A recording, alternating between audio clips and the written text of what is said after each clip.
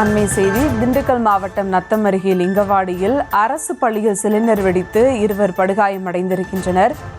கூடுதல் விவரங்களோடு இணைகிறார் செய்தியாளர் வசந்தகுமார். வணக்கம் வசந்தகுமார், விவரங்கள். கண்டிப்பாக மேடம்.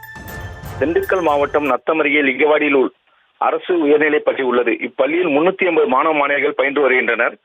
இப்பள்ளியில் உள்ள சத்துணவு கூடத்தில் மதுரை மாவட்டம் வாடிப்பட்டியைச் சேர்ந்த சந்திரமோகன் மனைவி ஜோதியம்மாள் வயது 51 என்பவர் சமையலராக பணியாற்றி வருகிறார். இவருக்கு உதவியாக லிங்கவாடி பகுதியைச் சேர்ந்த ராசு மனைவி சரசு என்பவர் வேலை செய்து வருகிறார். இவர்கள் இருவரும் இன்று பள்ளி மாணவ மாணவிக்கு உணவு தயாரிக்கும் பணியில் ஈடுபட்டிருந்த போது எதிர்பாராத விதமாக சமையலுக்கு பயன்படுத்தும் எரிவாயு சிலிண்டர் திடீரென கசிவு ஏற்பட்டு வெடித்தது. இதில் ஜோதியம்மாள் மற்றும் சரசு இருவரும் காயமடைந்தனர். காயமடைந்த இருவரையும் 108 ஆம்புலன்ஸ் உதவியுடன் நத்தம் அரசு மருத்துவமனைக்கு சிகிச்சைக்காக அனுப்பி வைத்தனர்.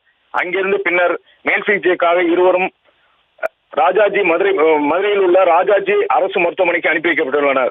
சிலிண்டர் வெடித்த இடத்தில் சம்பவ இடத்திற்கு தற்போது வட்டாட்சியர் மற்றும் வட்டார வளர்ச்சி அலுவலர் ஆகியோர் நேரில் சென்று ஆய்வு செய்து வருகின்றனர். மேலும் இது தொடர்பாக நத்தம் போலீசார் விசாரணை செய்து வருகின்றனர்.